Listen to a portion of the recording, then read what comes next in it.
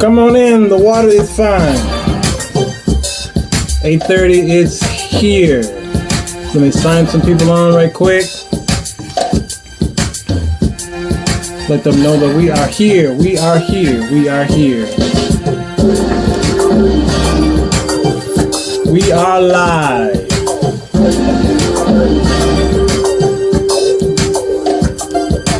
We are live. We are live.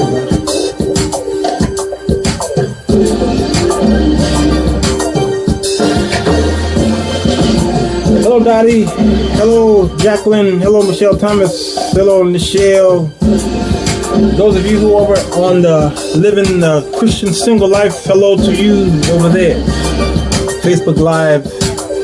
Sir Walter Jones Wall is over here. Good evening to you. Good evening, good evening, good evening. Let me tell the people that we are on. We are live. Abel. Go to the Living Single. Oh. All right, you there? Tamara, hey, how you doing? Okay. Grabbing my notes. This should be quite interesting. Hit the share button if you can, please. Hit the share button. Hit the share button. I want the women to hear this show. Living the Christian Single Life is on over here on my iPad, and they are paying close attention to what's getting ready to go down. I'm waiting on some of these men to chime in here because I want to hear what they have to say about this topic. Come on, men. Talk to me, men. Talk to me. I need to hear you. Abel, where are you? Here you go. No, yeah, there you are. There you go, Abel. Tyrone, Christopher is here. All right. I need to hear from you. Carla Winfield. Hey, how you doing, Carla? Hey. Anderson is here as well. My dear friend. Socorro. Figured it out. It's Socorro. Okay? All right. Let me get it kicking. I can't wait too long for these guys to get on here, because I think this is an important topic here. If you're listening, if you're looking at me on the Living the Singles Life, I'll be looking this way every now and then. That's going to be my main screen there. Okay? And we'll get something crack-a-lacking. Go ahead and hit the share button. Those of you out there, go ahead and hit the share button, and let's talk about this. I want the men to chime in because I want to hear from them. A lot of times what happens is a lot of ladies will tune into shows like this because they just want to know. It's not just this. The show is not just for ladies. I mean, it's not just for men. It is for everybody, actually, the men and the women. But this is Men Talk because what I'm getting ready to talk about today is from men who have told me what they feel about this subject, and I agree with all of it because, they. One thing that I have discovered about the relationship topics is that a lot of times women ask men questions about themselves, and then the man give you an answer, and then you say, that's not true. Well, you asked the man the question, so how could you say it's not true? It came from him. So that just doesn't make any sense to me. Okay, so we got a lot to talk about. So go ahead and hit the share button. Carolyn McIntyre is here. I see you chiming in. She is actually providing the platform for us to do what we do here. I'm coming in on behalf of the Sir Walter Jones Show. This is our evening edition of the show, and I have dedicated this Monday night, and possibly next Monday night for Men Talk, as it pertains to the single men that are over there. And shout out again to the Living the Singles Christian Life for those of you who are over there. We're talking about the three women that men are attracted to. The three women. And even though that is the title of the show, I'm actually going to give you guys a bonus. I'm going to give you 4, actually. But I'm going to focus on the 3, okay, because I think it's Quite important.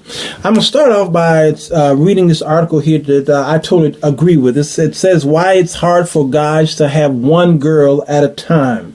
A lot of ladies are very suspicious of men when they're dating them. They're quite suspicious, and it is justified, especially in the country and that we live in and the culture that we live in. Men do a lot of distrustful things, like cheating, of course. That is not our biggest problem, but that's one of the things that continue to stand out among women. Of course, after that is the finances, okay, and then other things that happens in our lives. But the women usually focus on the cheating, and then she will spend a lot of her time, sometimes unwarranted, spending time looking as spying on him, looking at his phone, looking at his text messages, looking at his emails, checking the perfume smell, checking the collar, the lipstick, checking this, checking that, because she just doesn't trust him. I would not want to live a life like that. Would always have to check my mate or my girlfriend, boyfriend, fiance, yada yada. If you got to do all that checking daily, then you're wasting your time being with that person. I think it's the dumbest thing that person could do is be in a relationship with a person that you don't trust, and you stay in that relationship over and over and over again, wondering, is he not? That is, you're just kicking yourself constantly in the behind, and you need to be moving on to safer planes, okay? But this article here says why it's hard for guys to have one girl at a time. When it comes to women, men are a lot like moths. A moth will always be drawn to light, and there's no rhyme or reason to it, okay? It is just the laws of nature. It is the same with men. A man will always be attracted to a beautiful woman, even if he already has a beautiful woman at his side. All right? He will always be attracted, his eyes. It is something that is social. Sometimes it's psychological. Sometimes it's medical. Hey, Tony Young, bless yourself. Unless a woman really evaluate through the pants of a man, you will never understand why men do what they do. But what most people tend to forget is what men are wired very differently compared to women. A woman will love to brag to her friends that she has a loving man in her life. That satisfies her every whim and that she is excited about seeing every day. Whereas a man will love bragging to his friends that he has several lovely women in his life, and I don't mean his mom, his granny, or his sister. Ladies, you could disagree all you want to. The brothers have spoken. Tommy, moths, yes, absolutely. Okay. Let me continue. When a man is in an exclusive relationship and has a falling out with his girlfriend, he knows that he has to grovel and beg in order to be allowed back into her graces. Okay, but if he had more than one girlfriend, he doesn't need to worry about groveling and begging. He could simply walk out of the door and spend some extra time with his other leading lady, leaving the first little princess to get over her little temper tantrum all on her own. And in fact, the guy knows that if he stays away long enough, the woman is the one who will come crawling back begging for forgiveness. Tamara, you know it's true. All right. And that's just the way it is. It's hard. It's a hard bug to swallow, you ladies. It's very difficult, extremely hard to swallow. But it shouldn't be that hard to swallow because y'all watch these television shows where you see this all the time and you guys are eating your bonbons and popcorn and enjoying that. Okay, you enjoy the Empire shows and the Basketball Wives shows and As the World Turns, and you see this written in the scripts on TV. You see it written when you go to the movies and you're paying $8, okay, $8, $9, $10 to a chick flick, and you see it and you enjoy it until it hits home. That's just the way we are. We just wired that way. Okay, so men love diversity because not all women are the same. Now, what I'm reading here is not a portrait of all men. No, this is not all men. I know plenty of men, a plethora of them, who do not fit in this category where if his woman is upset with him, he goes out and goes to his side chicks' houses and what have you. There are so many out there that don't do that. They just go into their men closet or their dungeon or their man cave, and they just weigh it out until she's fine. She's better, okay? Many of them do that. I mean, I grew up around faithful men. My father definitely was one of them. Still is, okay? So I'm talking about the men who do this, and some of you have experienced this, you ladies who are watching and listening. Demetria Triplet says women know the deal. The script never changes. Thank you, Demetria. Thank you for being here because you are absolutely correct, all right? So what we're talking about today is not what's right or what's wrong. Please hear this addendum. What we're talking about today is not what's right and what's wrong. So please be talking about, men are dogs. I hate when they do that. That don't make no sense. Well, we know that some things I'm going to say is not right that he do this. Okay? So this is not a show about what's right and what's wrong. This is a show about why he does it. You see, because you guys keep focusing on what's right so you can talk about or what's wrong, so you can talk about what he did wrong, and you can go to your friends' houses and then go pick up the phone and text this nigga this and this Negro this and all this on about all stuff he did wrong, instead of thinking like a psychologist or thinking like a teacher and an analyst, okay, thinking like a counselor who sits there and not say that's wrong, shame on you, you're going there. But sit down and say, okay, now let's find out why did you go out on your woman. You see, if you find out why, then you might hear him say something that you might have done to actually push this man into the arms of another woman. Now, some of you saying, there ain't nothing I can do to, well, you see, there goes the problem. You see, and this is an age-old problem. It's a vicious cycle that you're going through. Instead of you sitting down and stop worrying about what society is saying about it, but sitting down and say, okay, why did my man say and do that so that this won't happen again? Yeah. So the furthering of this is men love diversity because not all women are the same. They may not be open to suggestion in the same way. If a man has more than one girlfriend, they will differ from each other substantially. One will be a prissy little princess that he can show off to mom and dad, and the other one is a real bad girl that he can show off to his friends.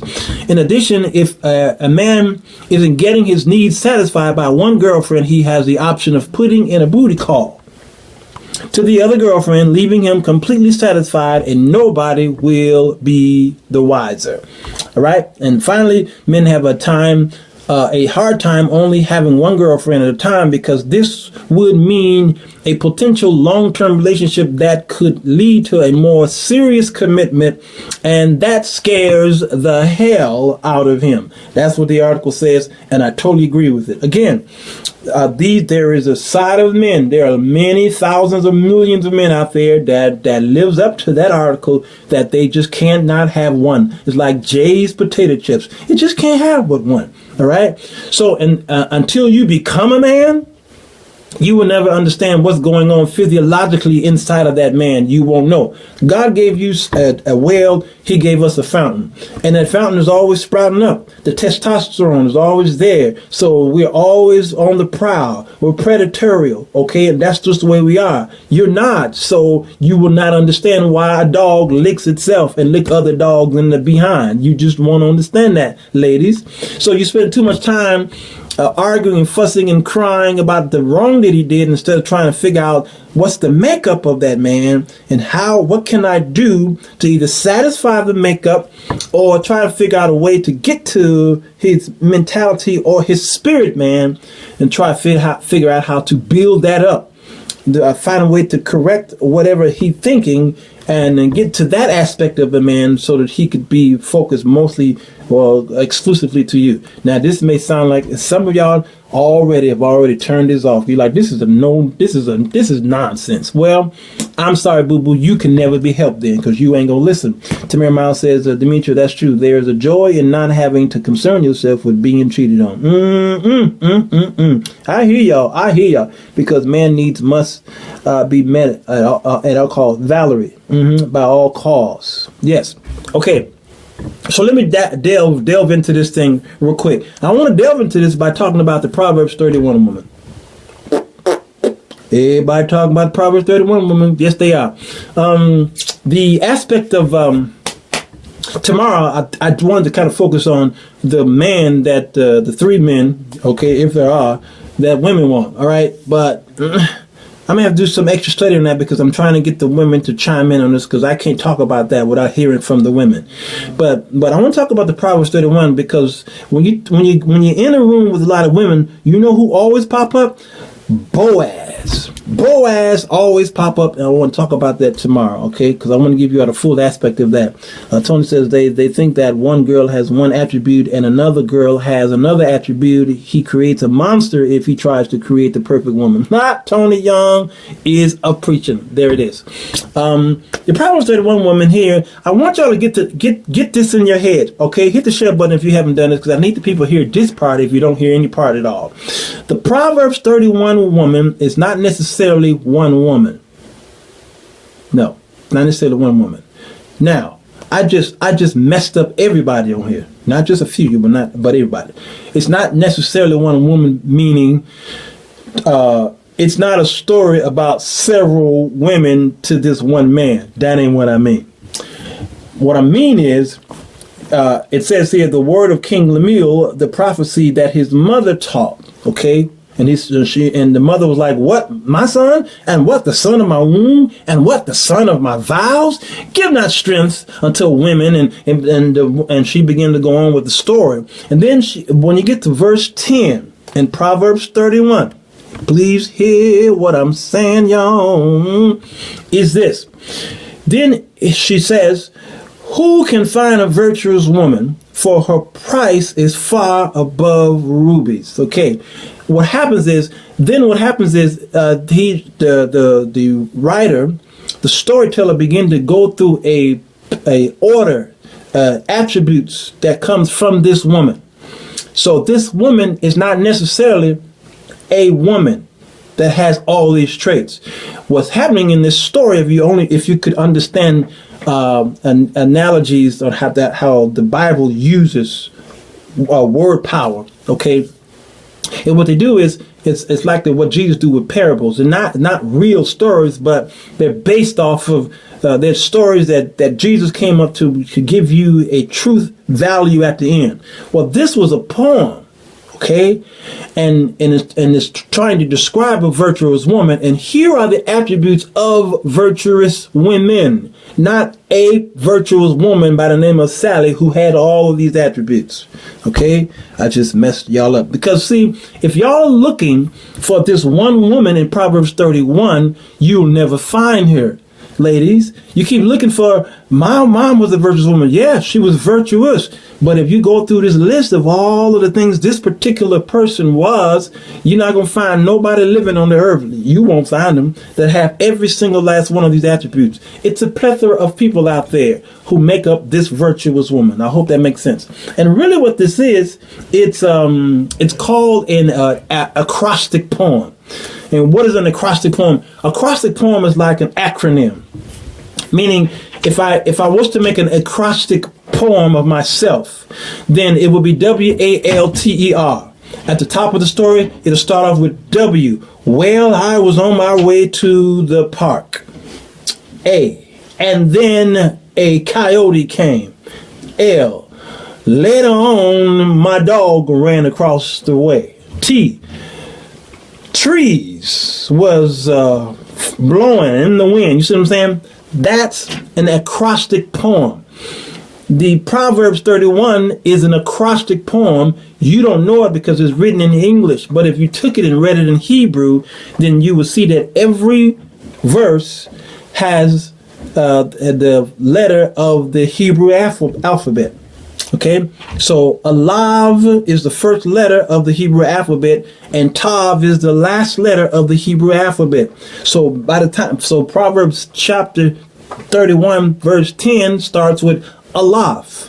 By the time you get to the end of the chapter where it says, "And her children arise and call her blessed, her husband also, and he praises her," that would be Alav. That would be Tav, if that makes any sense. Those of you who study a lot of Greek, you study all of the Greek terminologies, but a lot of times you should have been studying a lot of the Hebrew, because a lot of our Bible is written in that.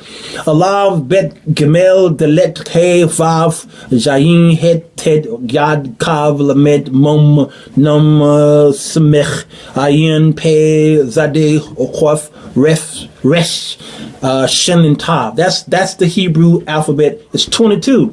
So Proverbs 31 and 10 starts with the first letter of Hebrew and then the 22nd letter of Hebrew. Okay, I'm doing my best, Demetria, and that's what makes this what's called an acrostic poem.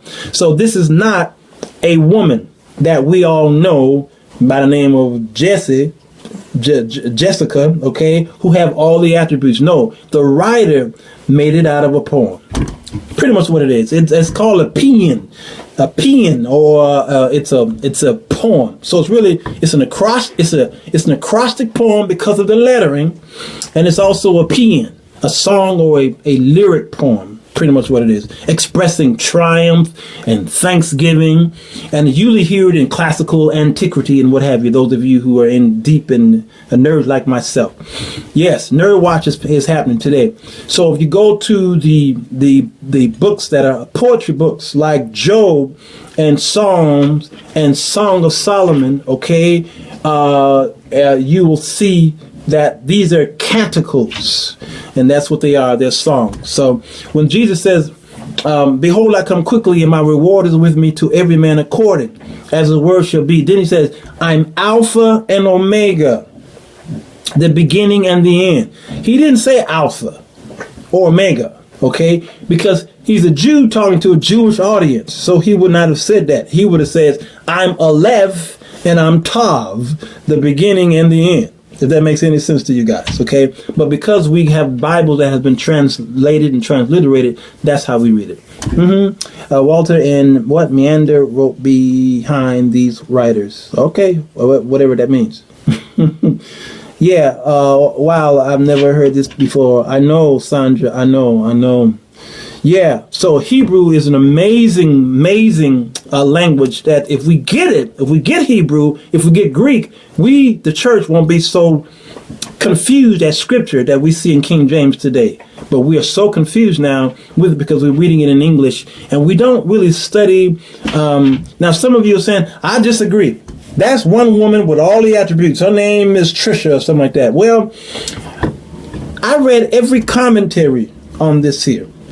I got a list here. Benson, I've got Clark's commentary, Darby's expository Bible, Geneva, Gill's, Jameson Fawcett, let's see, Matthew Henry, Pulpit, Sermon Bible, Schofield, Wesley's. I got all of them here, okay? If all of the scholars line up to each other, but you barely made it high school, and then you telling me that ain't what that say, okay? And you didn't spend not one day in Bible school. You graduated with a high school diploma, and you went right to working for some, I don't know, you was flipping burgers, or you was working at Walmart, something like that. And you're going to tell the Bible scholars that ain't what it say, and all of them line up, then you need to check.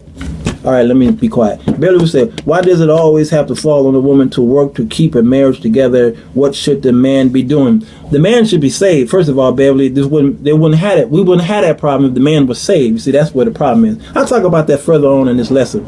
While you're teaching those things for you crossed it. You're welcome, sir. Okay. Yeah, thank you, sir. Demetrius says this is where the studying to show yourself approval comes into play. Okay, Abel Lewis is here. My pastor did. She's a real, probably 31 woman that crushed your logic. Okay, Abel. Well, let me tell you something. I would love to see your pastor. Okay, let me not do that. Let me not do that. Hey, Jennifer Adkin. Okay, let me go further. All right, let's talk about the relationship A relationship B, relationship C. All right, hit the share button because here it comes. Here it comes. Some of you ladies are not going to like this at all. Some of you ladies have been victims. You have been a part of it, A, B, and C, or you're living A, B, and C right now by a man that you're with right now, and you're about to find out who you are. Okay. Now this. I came up with this concept. I have. This is nothing that I went and studied. Okay. This is the concept that I, Sir Walter, came up with. I actually did this lesson last year. I taught this lesson on the Sir Walter Jones Show. You can go to SPREAKER.com for the transcripts for that. Matter of fact, I have it here. It's called "Why a Man Choose One Woman Over Another."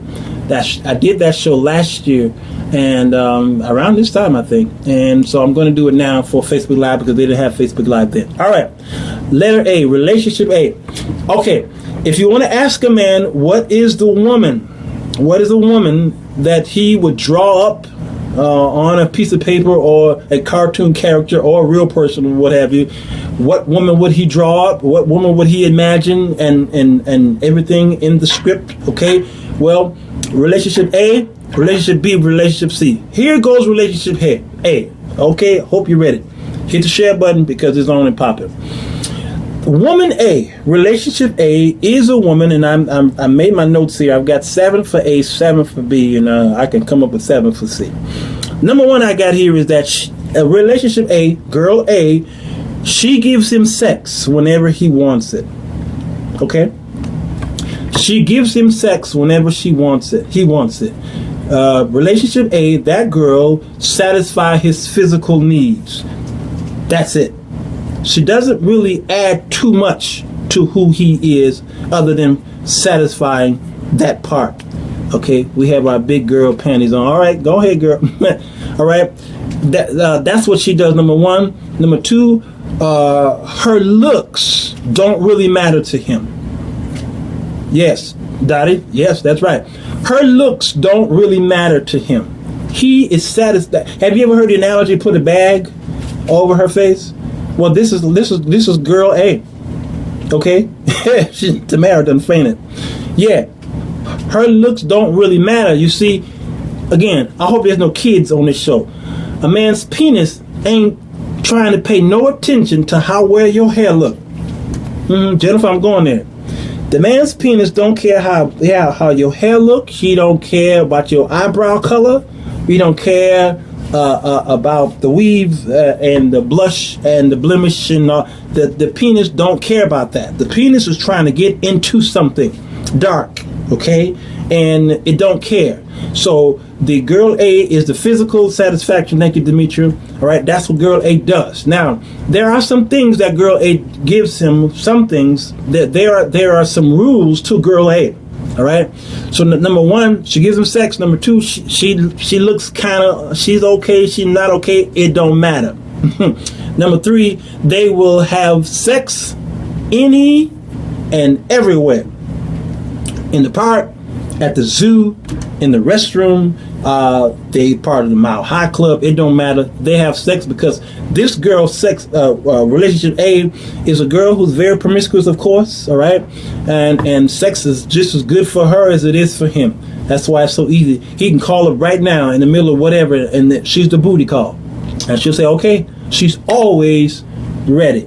Number 4, he don't really care that much about her. Even if she gets sick, he'll say, can somebody else come there and take you down to the hospital? I've polled them in. I'm trying to tell y'all this. Ladies, I don't care if you don't believe me or not. That's why you're going to miss out on this teaching. It don't matter if you believe it or not.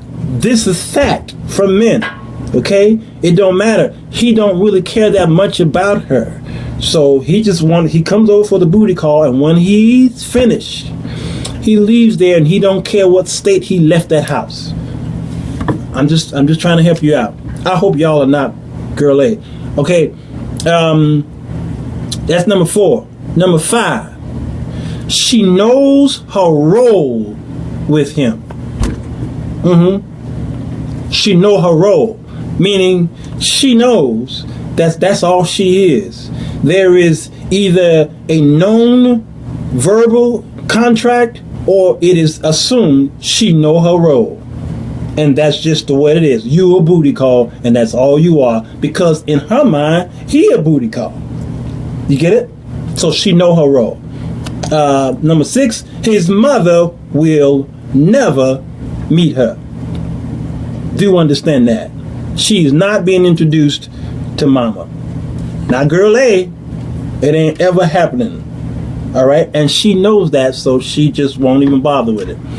Yeah. What you say, Eureka says, I know a few relationship. I know you do. And most of y'all have met these people. Yeah, we forget to build up his character, gifts, and inner self, yet we continue to focus on dysfunction. Come on, Valerie. Woo, woo, woo. All right, I hear you. Tell the truth. When little Willie is down, yep, there it is. Y'all preaching there. Okay, that's number 5. She knows her role. Number 6, his mother will never meet her. Number 7, she will give him money. She will give him money. So she is like his bank account. Hey, babe. Hey, I need $100. Okay, no problem. Come on over. Now, when he comes over, it's still gonna be a booty call, because her giving money still is an investment in her sexual satisfaction. Okay, he gets satisfied sexually, and then she leaves the money on the table. Really, it's pretty much a perfect situation for the both of them. All right, if you down with that, if you live that kind of life, then that floats your whatever floats your boat. Robert, hey, how you doing, Robert? Yeah, tell me some stuff, Robert. Okay, now that's relationship A. That's what she is. Now she's gonna pop up again when I talk about relationship C. Let me go to relationship B. Relationship B. Here you go. Now, relationship B is the girl that a lot of times we do see on our television screen and on our big screens, okay? Number 1, she is eye candy. Relationship B. Relationship B is fine. Relationship B is Halle Berry. Gabrielle Union, okay? Relationship B. That girl is drop dead gorgeous, okay? Demetrius says ATM paying for the penis just like some men paid for the penetration. That, come on, I know. And I know this is a men's show. I'm ready for the men to come on in here and tell me some stuff. So I'm reading from what the ladies are saying, and so far I'm agreeing with them. A gives him sex when he wants it. Her look doesn't matter to him, and they will have sex anytime. And then, okay, you just repeat what I said. That's Lady Rochelle, y'all. Women, wake up and just say no. Tony Young is our preacher. He's our moral authority. Okay, so relationship B. This girl here, she is eye candy. She's fine. She's sexy to him. Okay, and he just looks at her and says, "Ooh." Now, it's not so much about the sex with relationship B, because he's getting that already from A. Okay, from A, he get that, because A got some curves. Okay, from the neck down, she's attracted to him, but from the neck up, he was like, okay, whatever. But B, she's fine. Number 2, she's prissy, and sex is actually work for her.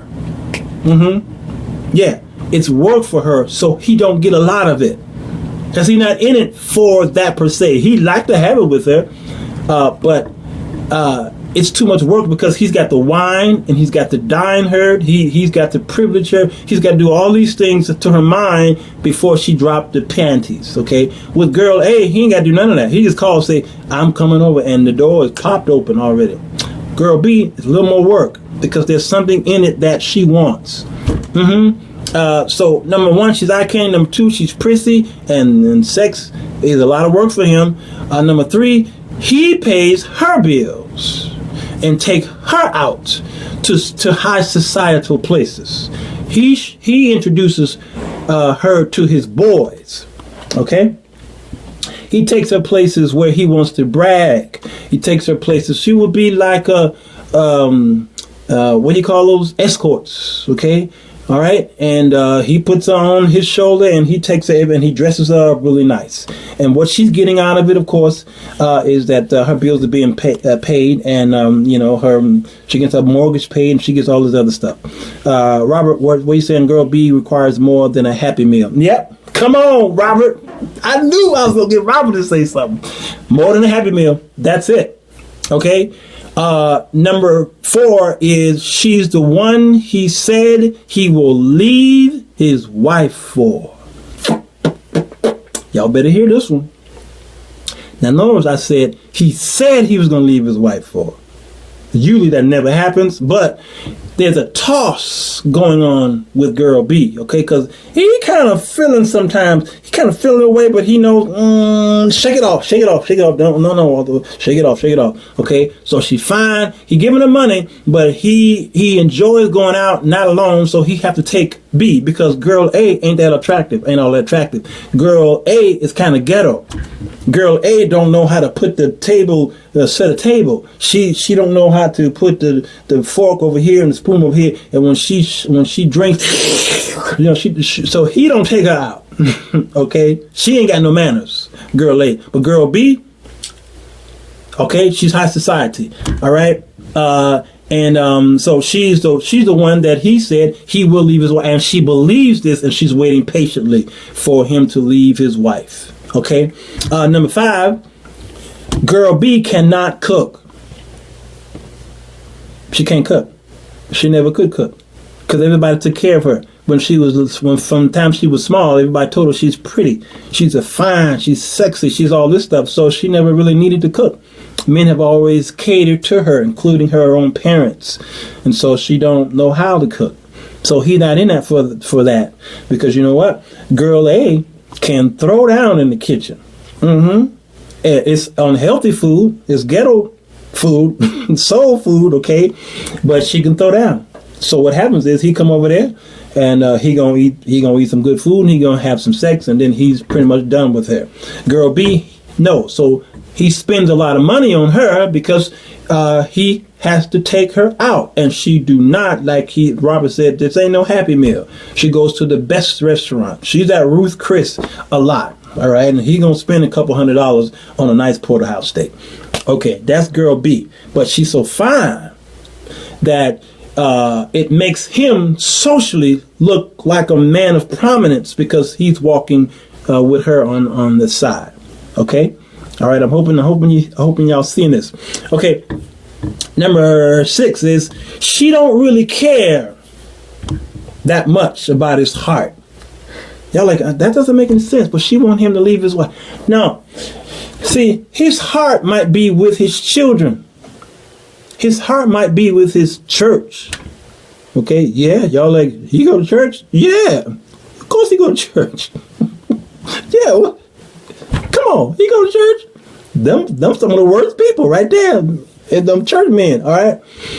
But she don't really care about that part there, okay? Because what happens is, if something happens to the children, then if he takes precedence, if the children takes precedence in his life, then it becomes competition to the girl B. And the children become a threat. And we've seen stories on the news where the girl just had to get rid of those kids in a very, very nasty way. Okay? So she don't really care about that place in his heart. She just want him to put a ring on it, and she want a man who's got money, who's going to take care of her bills and everything else. So she don't really care that much about his heart. Okay? Girl A care more about his heart than girl B. But girl A, no. I got boundaries. Just give me what I want, and then you do what you do. But if something happens to you, I'm coming to the funeral. I'm still in the front row. I'm gonna let y'all know I love that man. Okay, girl B, not so much. And then number 7, she's high maintenance. She requires a lot, and he's got to be on his tiptoe, his P's and Q's, because she's the one that could destroy everything for him. Okay, she can destroy everything for him, and I'm gonna talk about that in a minute, because when I go to a girl letter D, you'll see a similarity. But oh, girl letter C. I hope y'all ready for girl C, because girl C. Girl C is something else, y'all. What are you saying here, Valerie? She like what he offers, but feels like he's more into her than she is into him. Somewhat selfish. Yes, Valerie, that's it. Okay. Girl C, Here's what girl C is. I did a show called The Men Who Love Edith Bunker. Y'all got to go to that show. Y'all could type that in after this show. It's called The Men Who Love Edith Bunker, and then put SPREAKER on there, or just put Sir Walter Jones on Google. You'll see that show. I think it's one of my favorite shows of all time. Okay. Here's what relationship girl C is. She the one. She's the one. She's the one that goes to his heart. She pierces his heart down to the marrow and the bone. Come on, Carolyn, you know, old Edith. This is Edith Bunker right here. This girl right here, relationship C, is his main squeeze, and he will die for her. Okay, that's number one. That's the girl. Number two, she is his Proverbs 31 woman. That's who C is. A is not his Proverbs 31. B is not his Proverbs 31. Unless you're going into some of the aspect of her going out there and making cloth and bringing in purple and all that stuff. Okay, some of that aspect. But he ain't doing the part in Proverbs 31 where the Bible says that he's in the gates bragging about his woman. That's what the Bible says. Her name is praised in the gates. Okay. Her husband is known in the gates when he sits among the elders of the land. Okay, that's what it's saying there. Well, he ain't talking about girl A or girl B when he's sitting among prestigious men of morality. Those are moral men, the ones that's highly respected. He ain't talking about girl A or B. He talking about girl C. Okay, so girl C is, she the one, number one. Number two, girl C is the Proverbs 31 woman. Girl C is, guess what, y'all? A plain Jane. She ain't all that fine. Her hair don't drip down to the bottom, and then it's her real hair. She don't have these beautiful brown eyes and no blemish, no spot or wrinkle. Okay, she not this model looking. Nope, no. She's just a plain Jane girl next door. She's Edith Bunker. Why did I put that in there? Because when I did my cheating show, we came to realization, and many of the scholars have come to the conclusion that when men cheat on their women, they usually cheat on women. The woman that he's cheating with is usually unattractive. She didn't have to be fine. There's something about what she does to his heart and not his eyes. So she's not that. Matter of fact, thank you, Valerie. She is naturally innocent. In church, I've even heard testimony. That's why they had to cut out testimony service, because y'all know I testify. I've heard even women get up and talk about how unattractive their husbands were. Yeah, but I love his dirty drawers. But he wasn't the man that I've asked God for. And I've heard men say that. That wasn't the woman that I asked God for. See, because he was looking for this look. But it wasn't about the look. It was about what this woman did to his heart. Ursula said, bingo, she knows what story to do and how to do it. No fancy, no drama. Man, the ladies are coming on in here. So she's the one. She's the Proverbs 31. She's a plain Jane. Number 4, she knows there are others. Yes. Girl C know that there are other women in his life. She knows it. Demetrius says, you proved last night that people don't know how to testify. Yeah, I did prove that. Robert, he says, she listens to him and compliments, praises him. Come on, Robert. Man, if you don't get over here in this office, Robert, preach today. That's it. Girl C can still be attractive. She can be attractive. Absolutely, she can. But after a while, Eve Cook said that, but after a while, the attraction is not there that much in his eyes. You see, that's one thing that women don't understand. You can never be too attractive for a man. Women spend too much time on this part from here up. They spend too much time on this, not realizing that only attracts him to you. But what comes out of this thing called the mouth is what keeps him there for a while, and sometimes forever. You see what I'm saying? Because the way to a man's heart is not through his belly. You can't feed him and keep him there. Because even a stray cat will come to your house for dinner, and then after a while, that cat gone because somebody else done fed it. All right, even dogs, they run away from home. So it's not always about the beauty, because after a while, your beauty begin to look ugly because what comes out of your mouth. I don't know if I said anything. Thank you, Lady Michelle. You put the Spreaker there, the men who love Edith Bunker. I'm going to talk about Edith Bunker in a minute. Who's that? Cassandra, what are you saying? Girl, see, these are women who the men leave after 10 years of marriage because she doesn't keep herself up. Ooh, Cassandra. That's it. That is it. That is it. That is it right there. She did it. That's the one. She is not about the visual. Yeah, who was saying that? Who was saying that? This thing is scrolling. Demetria, you saying not about the visual. It is about, what is it? Penetrating the soul of who he is. Yes! Sapiosexual. That's the word. I remember that word. Get to the mind, get the man. Yes! Yes, the ladies are preaching. Carolyn, they over here preaching, girl. This is good stuff. Okay? So, the plain Jane, usually she's a plain Jane, okay? Because he going after B, because his wife is plain Jane, so he going after B, who's fine as all get out. But Eve Cook is correct still, because there are some women that are C that's really, really beautiful, absolutely beautiful, dazzling actually, okay? But they're usually typical. This is my typical list. They're usually plain Janes, okay? Now she knows there are other women, but she's stand by your man. She's in that relationship because there's something that she built in him.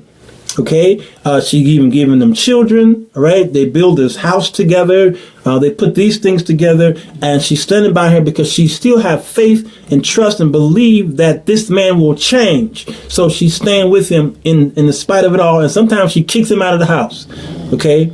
And then eventually she lets him back in until she'll kick him out of the house. And that can go on for year after year after year after year. How I know? Because I told y'all on the show about how my grandfather, well, he was married into the family. Okay. My grandmother's second husband. That's the way he was. And she would kick him out the house, and then she would bring him back in. Kick him out, bring him back in. And we knew. My brothers, we knew this man was cheating. We saw him hanging out at the bar. And then she would bring him back in. That's your stand by your man type of woman, okay? So that's who she is. And to my grandfather, my grandmother was woman C. All right? Okay? Also, let me see, where am I? C. She knows there are other women. And number 5, she loves him unconditional. No matter what he does, she continues. Matter of fact, even to the point where if she don't really check herself, she could be going El Loco. Because there are cases where this man molested their own children, and the girl C will say, no, he didn't. The daughter reported him. The daughter said, Mom, Walter molested me. And Mama, girl C, says, no, he didn't. Not my man. You was wearing provocative clothes. Okay, come on. Y'all know I'm telling the truth. That's why I said she probably need to get herself checked, because when she's that comfortable with a man that continues to go out on her, she needs some mental attention. Revolving door syndrome. Demetria says, yes, absolutely. Cassandra says, what are you saying? And girl C, after he leaves her, is forced to find work and take care of 5 to 6 kids because she never worked or got an education. Girl, okay, Sandra, y'all need to check her out. That's some teaching right there. Tony says, how does the man act? And does he treat her good? Woman C. Yeah, absolutely. Carolyn, what are you saying here? She listen. Carolyn's in the kitchen listening.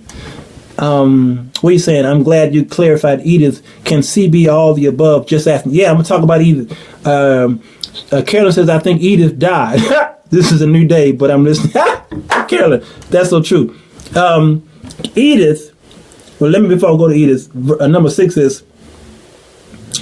Number 6 of girl C is introduced to Mama. Girl C is the only one that gets a chance to be introduced to Mom. Daddy, it don't really matter.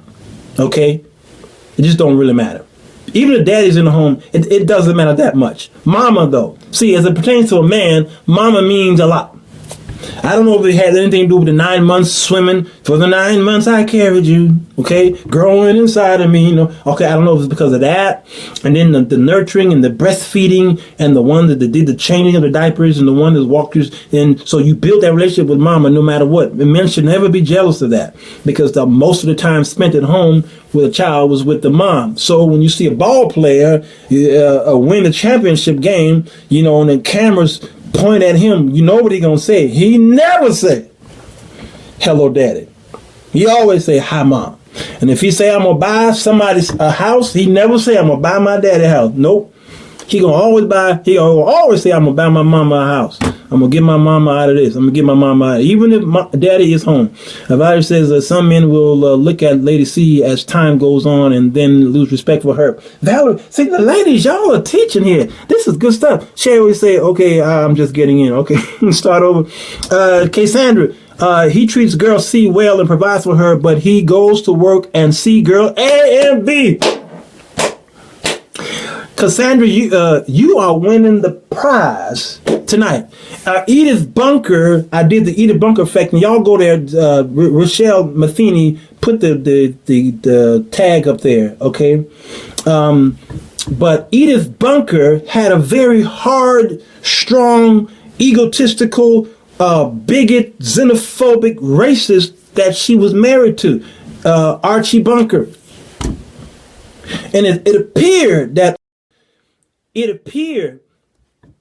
seemed like it appeared that Archie Bunker ruled the house, but in a sense he did not.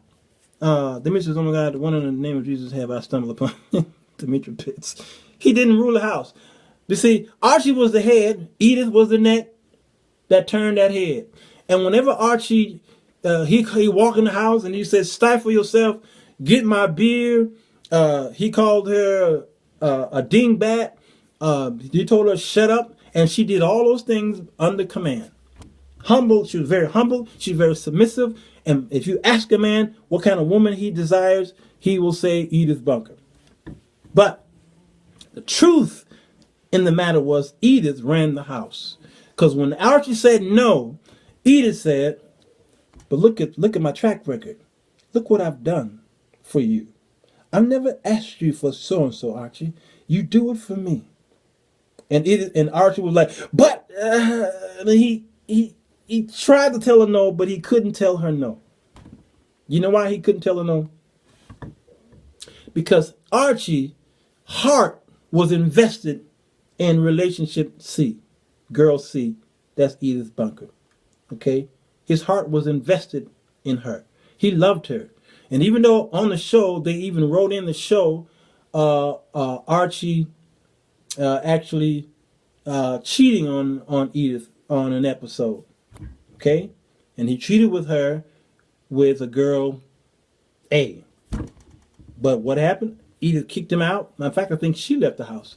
And then they came back together, and he begged for her back because there was something invested in his heart. See, if Edith, girl C, was just in his head, then it would not amount to anything. Let me see. Somebody was talking. I think I saw Sierra here. Where are you, Sierra? I don't know if you. I don't know where you went. Okay, Demetrius, most women possess traits of each of the. Yep, the dominant trait within. There you go. That's the whole point of this. The man, when he draws up this woman, he draws up A, B, and C. That's the whole point right here. You just said it. Girl C spent her whole life being groomed to be godly wife, but she never did anything for herself. Cassandra Hunt is hunting out the answers, y'all. That is it. That is it right there. And she never did anything for herself. And so girl C usually miss out. Because when the man dies, or when he does decide to leave her and go to girl B, she always miss out. She had not built up anything. She hadn't built up a credit report, okay? She just haven't built up anything. And the house is in his name, the car's in his name, the utilities in his name, everything's his name. And then all she can do is try and sue him for alimony or child support. That's about it, if she wins that. And it's a tragic case. AP says, what category ABC is a woman to a man who has many children? Not his. and provide sex for, huh? What category is a woman to a man who had, oh, if the woman has many kids and it's not his, but she provides sex, okay, relationship A can have kids. Absolutely. He ain't got to go over there to see them kids because he don't have to try to win the hearts of those kids. No, he coming over there for sex. It ain't about them kids with girl A. Mm-hmm. Girl B usually don't have a child. Usually don't have one. That's why he chases after girl B. She's just this fine, beautiful, voluptuous. Well, voluptuous is not a good word, is it, y'all? Okay. But anyway, she usually don't. But if she do, that kid, girl B kid, spoiled, just like mama. So he's really got to wine and dine to get what he can to win the child over, because the child is just like the mom, and so he's got to win that child's life, even though matter of fact, he would wish that kid would just go away. So it doesn't really matter about the kids when it comes to the sex part. It doesn't matter. And I've talked to many women who said that the man came over, ignored my kids, walked in the front room and said nothing to the kids, went right into my bedroom and we had sex. It wasn't about the kids. You see what I'm saying? Sex for him and is very unattractive and spends time with the kids. The man who really loves the kids, really takes a hold of the kids, is usually the man who really has an attraction to the woman. Usually that's the case, unless this kid jumps out of the pages and there's something different about that child, and that child just jumps in the man's heart. Then it doesn't matter if she's A, B, or C. He just loves that kid. But usually he likes a package. He wants that package deal. That's just the way it is. And it depends. It's a man. I think it's a case by case basis, because some men don't like kids. I don't care if she's A, B, or C. It don't matter. And then there are men who love kids. All right. And so sometimes he love the kid more than he do A, B, and C. He's not even about the mama. He about them kids. Okay. And that's just the way it is. So and then again, it's a case by case basis. So C. The last one is she is the one that mama's going to meet. All right. Now, just because he has not introduced another to the mama, don't mean that'll never happen, because believe it or not, to be even more controversial, A, B, or C can transfer. They could transform. They could go inside out, meaning A could turn to B, and B could turn to C, and C can turn to B, and B. That can happen. Transformation does happen in these situations. Trust me, I'm telling you, we see this happen a lot on TV and in this real world situations where the man did fall in love with the booty call girl. Something happened. Usually that don't happen. Usually, but it's some shocking things that do happen. Okay, so let's go to relationship D. Relationship D. Y'all know who that is, right? Can anybody guess who relationship D is? The woman can change categories depending on the changes needs of the man. Yes, that's true. Well, relationship D is the woman. She's like B. She's beautiful. She's eye candy. She's highly educated. All right. She's braggadocious. All right. She's high maintenance. She gives him sex every now and then like B, but it takes a lot of work, more work for D than anything. Okay, she has the finer things in life, cars and home and money in the bank. Okay, and he supplied some of that as well. But like Lady Rochelle says, Lady D is the crazy one. That's the one that will she'll bust the windows out your car. Yeah, Lady D is absolutely crazy. Lady D is the one that will destroy his life. Okay. Why does it say I got a low battery? Hold on now, y'all. I got to make sure the thing told me I got a low battery. Wait, y'all. I'm going to make sure my thing is plugged in. I don't want to lose y'all.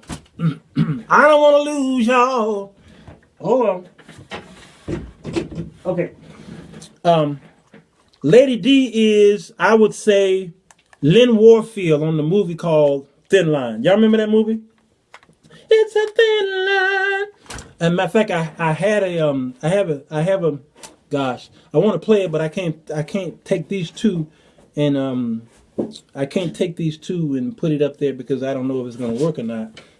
Now if I get cut off, y'all, and then I'll sign you back on, because my thing's saying I got 20%, and I don't want to lose y'all. So let me figure out some things here. Yeah, that's all I needed for me to get cut off, and I'm getting ready to go into some even deeper stuff. But let me try and change the thing here. Hold on. Hold on. Talk among yourselves.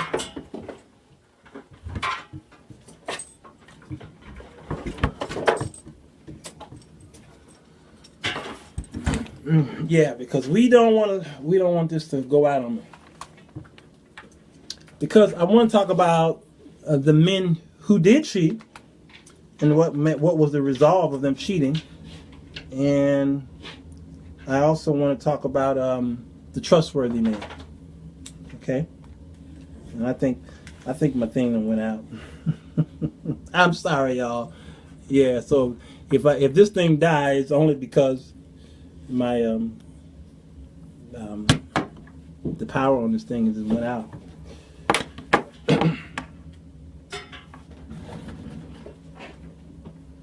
So I guess I better do it quickly. Martin Luther King, Coretta Scott King. Okay, y'all remember that situation? Y'all saw the movie, how the FBI had tapes there while he was doing what he was doing. And if you listen to my show, you'll hear me say that. I remember when they were talking in the movie, and the FBI had played samples of Martin Luther King in a hotel with some woman, and he turned to Coretta Scott and said, "That's not me." And Coretta says, "I know your voice. I know who it was." Okay, I mean, there's just some gripping stuff. Who was that woman in the room? Was she A, B, or C? Okay, this is trivia, y'all. Y'all give me the answer. Who was the woman in the room with MLK, if that indeed happened? The second one was Ray Charles and Della B. Della was the woman that he loved. Ray Charles went around the country rubbing girls' arms and what have you. You know, that's the way he got his rocks off. That's how he determined was she worthy or not, was she pretty, what have you. And he slept with a whole bunch of them, okay? But he went home to who? Della B. That was his main squeeze, okay?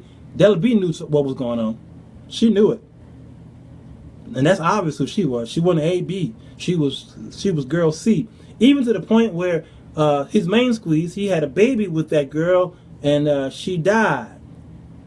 And y'all remember that scene where Della B was wondering what's going on with him, and Ray says that so and so died because she was the background singer for him, and he says, well, we got to do something. We got to send him. And Della B was already sending money.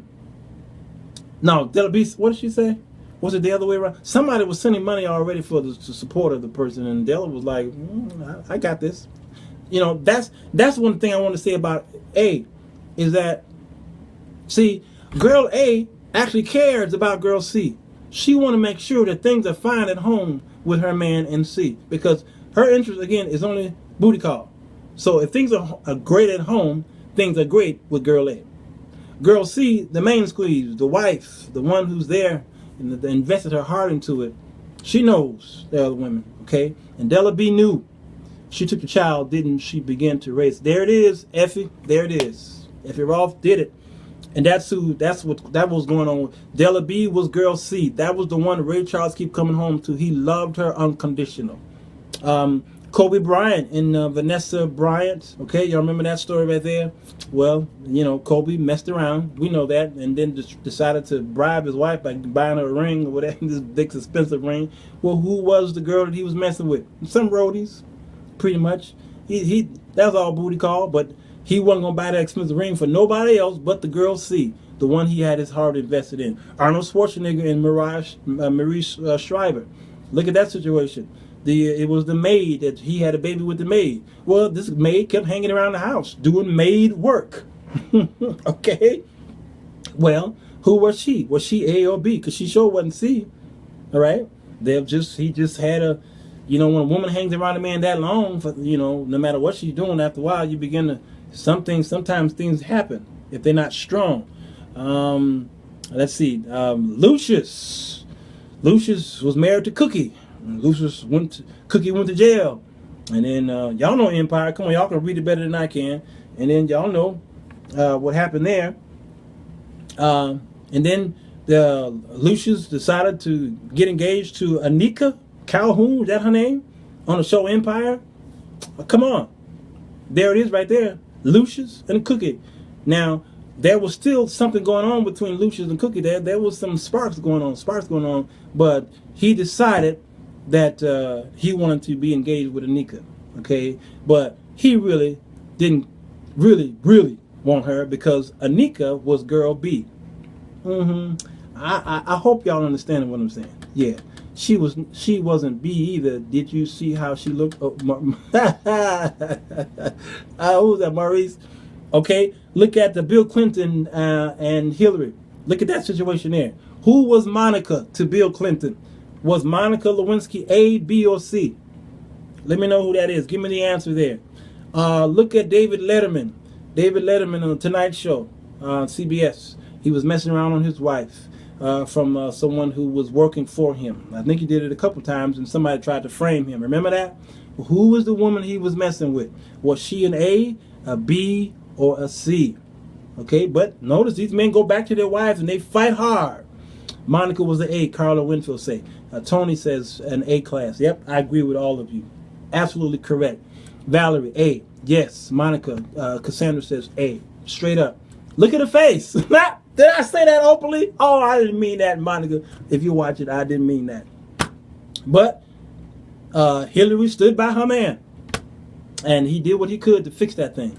Give the selections again, what A, B, and C is. Effie, you're going to have to rewind this because if I don't move on, I'm going to get in trouble.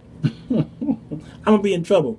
Okay, A is a booty call, Effie. That's all she's good for. There's 7 things in A. Booty call, mostly is it. She don't look that great. She just gives him sex. And she gives him money, pretty much. B, she looks fine. She's eye candy. She's gorgeous, drop dead gorgeous, and everybody and their mama would love to have. But he brags on girl A, girl B. But girl B will never be introduced to mama. Never. Sorry, she can give it up. And girl B is the one that he says he'll leave his wife for, and he never does. Got that? And then C is his wife, is his woman, his man squeeze. The one, even if they're shacking up, that's the one. That's the one he reared his children. That's the one he invests his heart into, his money. He makes sure she's comfortable at home while he go out there and have a great time with whatever he does. Okay? Lady D is the one who has been, yeah, there you go. Okay? All right, now, and then girl D is Lynn Whitfield on Thin Line, the movie Thin Line. She's the one that's gonna cut your. And there's a scene I wanted to play, but I ran out of time. Where they were on the couch, and she said to Jackie A, Carolyn A. I think y'all talking about Monica, right? Martin Lawrence came over to her house, or vice versa, or something like that, and she said to him, "Do not say that you love me. Don't tell me you love me."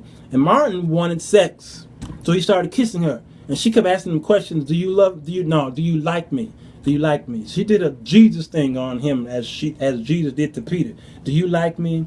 Do you care for me? Do you this for me? And he, I do. And then she quietly said, "But do you love me?" And he paused. He just paused, and he like, okay, now what do I say? What do I do now? Because if I tell her I love her, that is the jolt that will go right to her heart. Because men know that. Men know that many times women need lip service.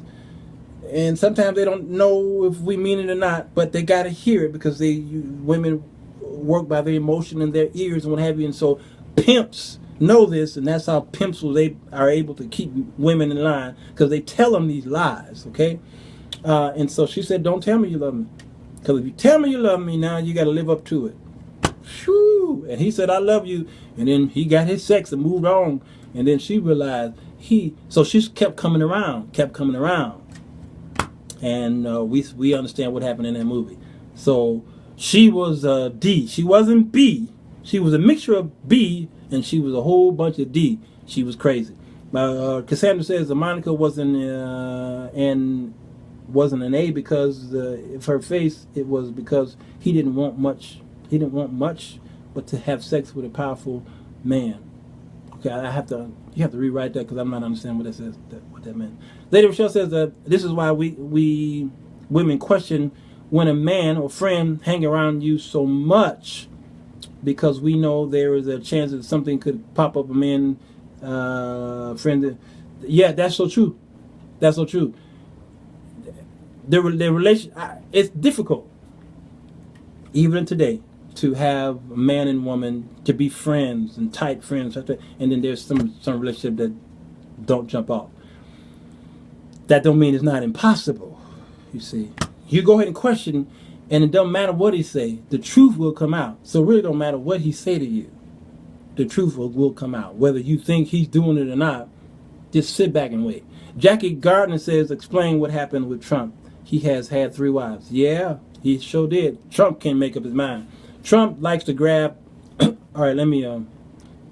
Trump is a mystery sometimes. The pimp got what is coming to him. Yeah, that's true, Lady Rochelle. Fatal attraction. Who will the man spend holidays with? A, B, or C? It depends on how convincing Eve Cook it is. It depends on how. For instance, usually, of course, he spends the holiday with his main squeeze. C. I mean, he spent holidays with her. Oh, that's without a doubt. I mean, that's the typical situation. He better, and he'll spend holidays the day before the holiday with A or B, and the day after the holiday with A or B. But the holiday, he spends that with C. You have to, if he's married, especially, he has to. That's just the way of the nature. Okay. Again, unless it's something very special or different or what have you, or his Mac is so good to whereas he decided to spend holidays with the C during the day hours, and he found some way. He got a job where it causes him to leave in the evening, and he spends some time with the side chicks on the other days. But Lady Rochelle is right. It's called Side Chick Day. Okay.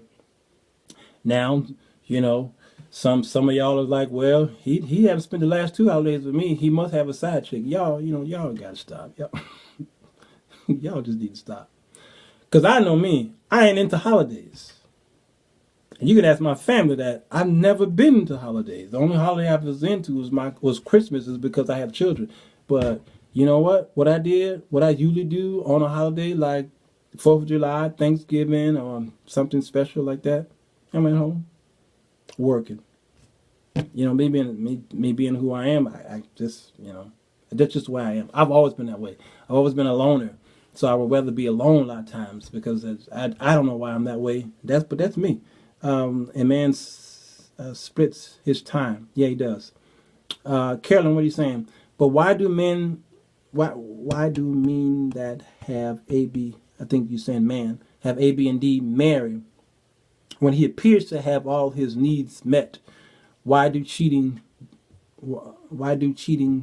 men marry? Got it. Okay. I had to read that real slow. I'm gonna talk. Let me see if I can explain that to Carolyn.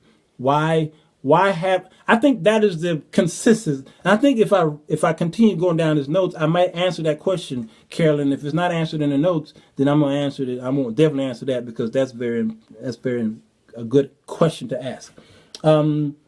These are David Letterman was last one, then Franklin Delano Roosevelt and Eleanor Roosevelt. Okay, that was a really messy situation. Franklin Roosevelt cheated on his wife, of course. Well, look at Eleanor. She's another perfect example. She has been known in American history as being a very unattractive woman, a woman of power.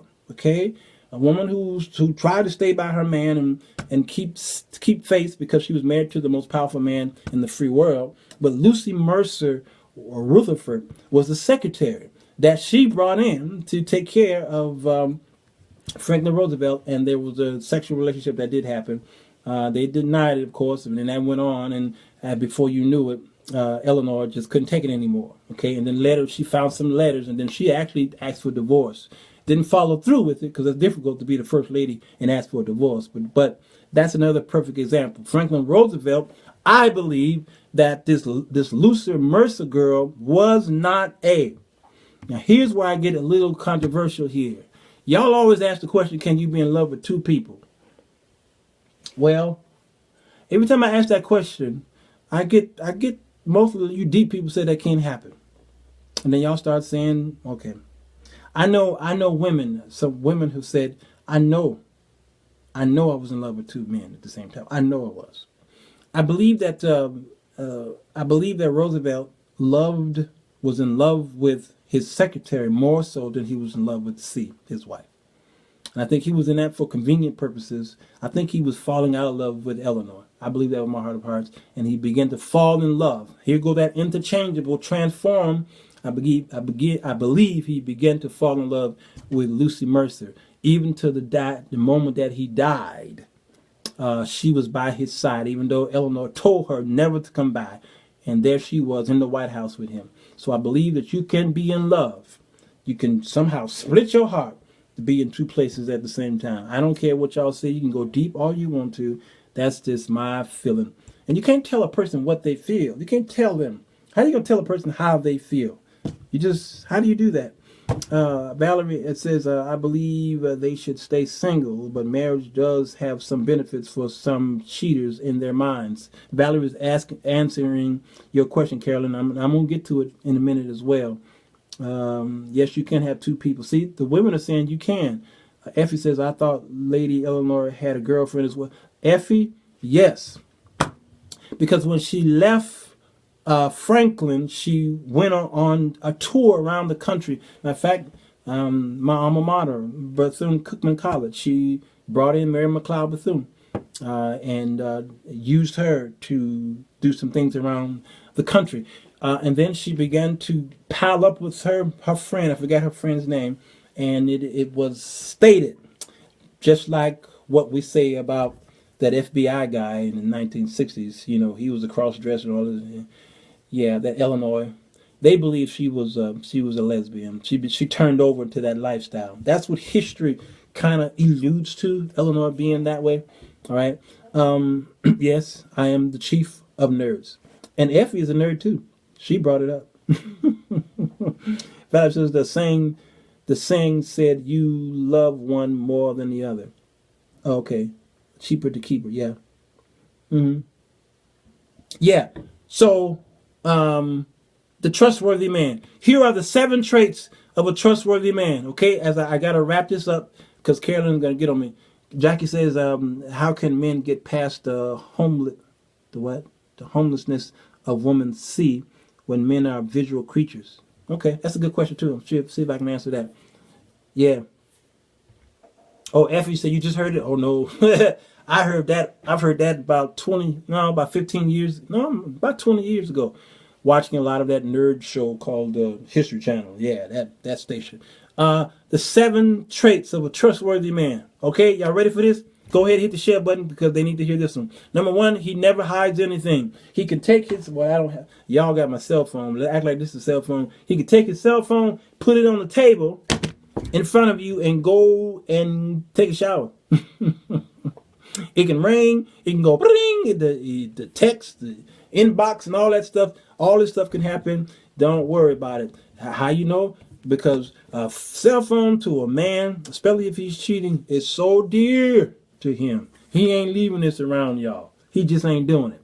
All right? So how do you know? He doesn't hide nothing. He leaves his computer on when he walks out of the room.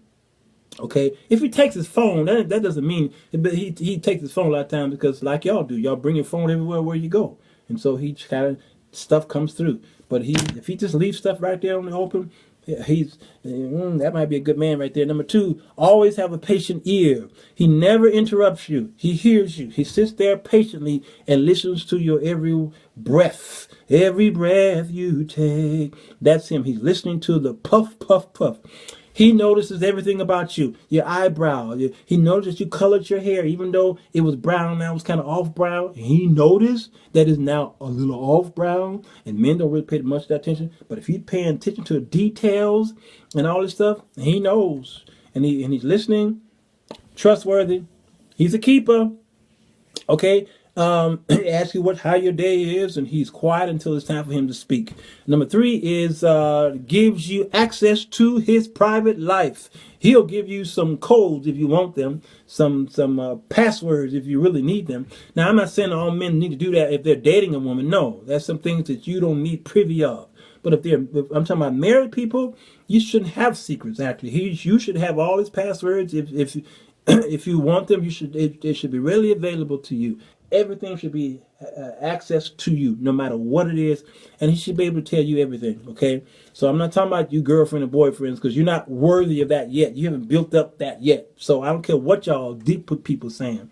If he's dating you, even if he's engaged to you, there's still some things he need to have to himself, because you need to have to yourself until that marriage happens. Y'all can't be sharing everything. Don't do it. I do not believe in none of that. No, I'm not putting no tattoo of your name and serial number on me. I ain't doing none of that crapola. I'm not putting my bank account with your bank account. Not doing it. We ain't buying no car together, no house together. No.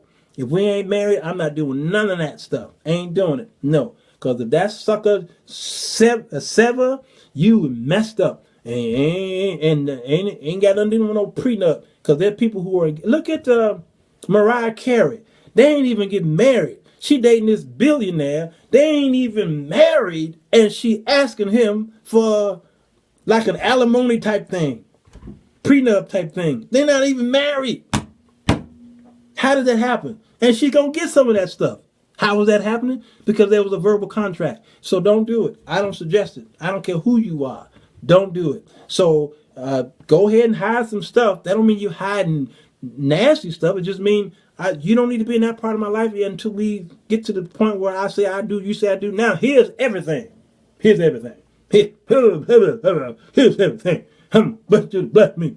Okay, who was that? I missed him. Okay, so gives you access to his private life. Number 4, public affection. Y'all walking down the street, he reach over and grab your hand. Ain't no man gonna do that. If he think that girl A gonna walk around the corner or girl B gonna walk around the corner, he ain't doing that.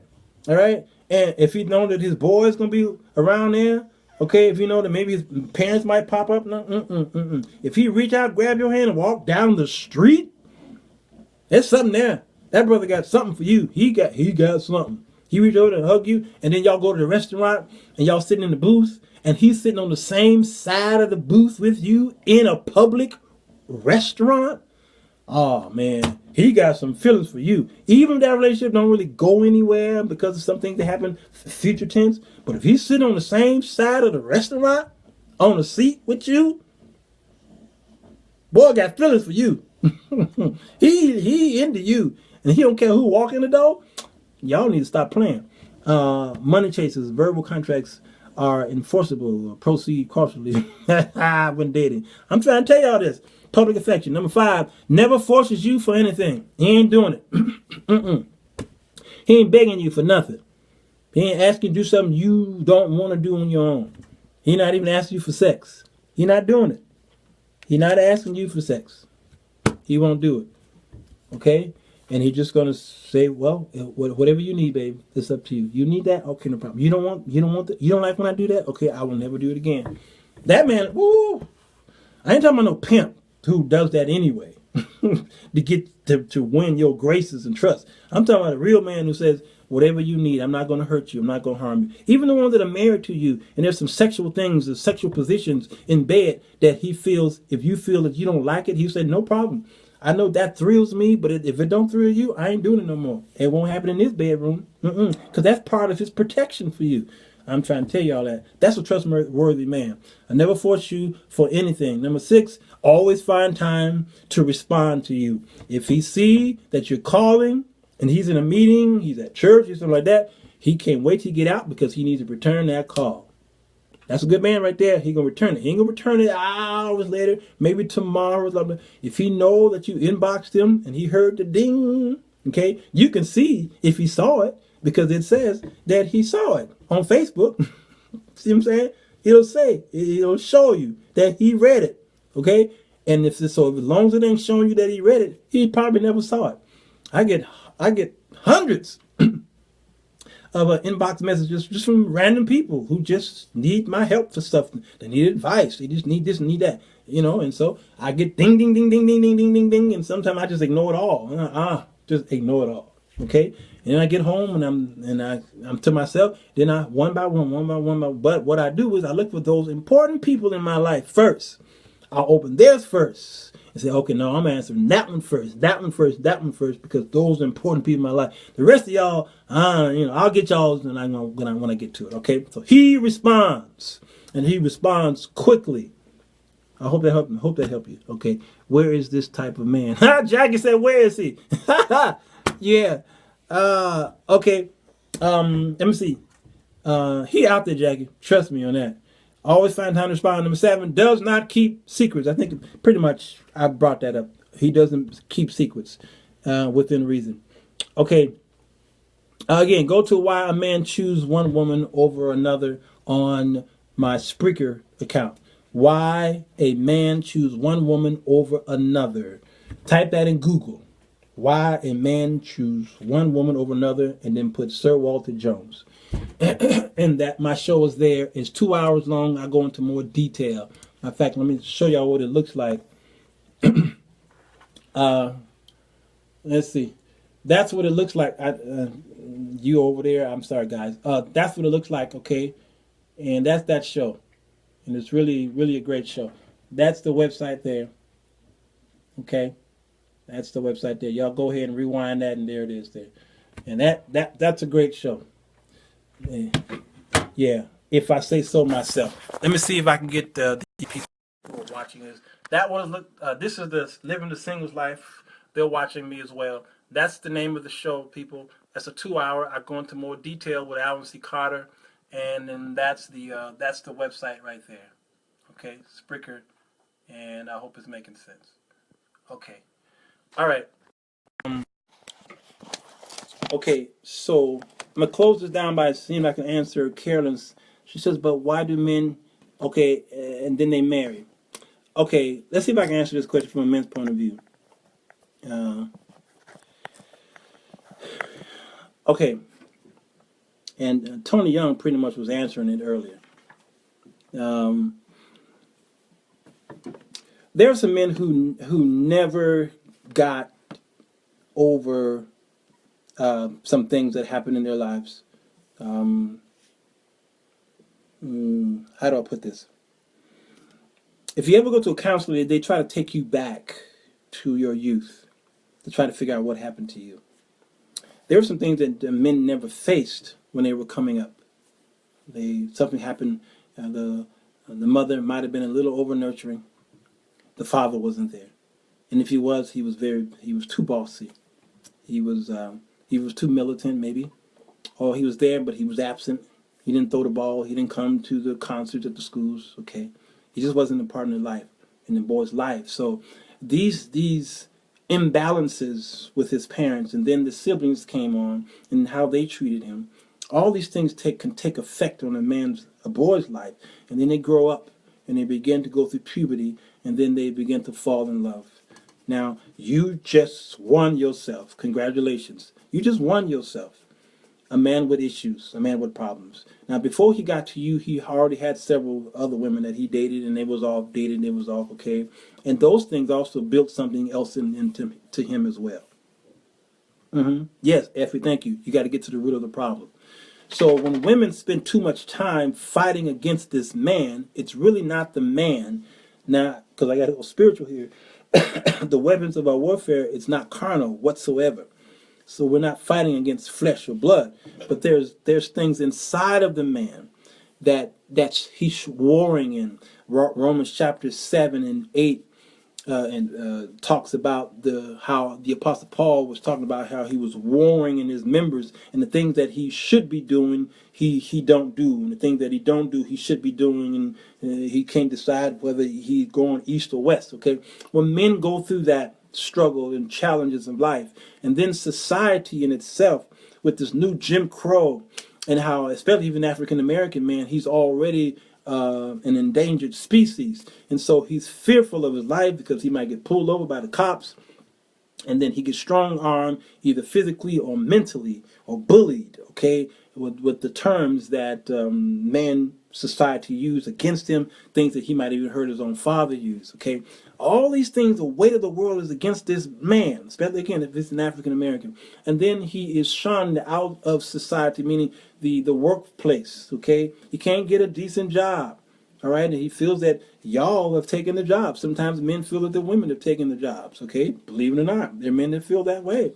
The black man was taken out of the home in the 1960s through this civil rights bill and the public aid system, what have you, and so he was excommunicated out of the home. And then the woman kicked him out, and then so he's angry at the black woman, he's angry at the government, okay, he's angry at the police, he's angry at his teacher, okay, and then so he tends to try to raise himself, and so he began to join forces with other men. Sometimes these boys join forces with the gang because he feels that's his family.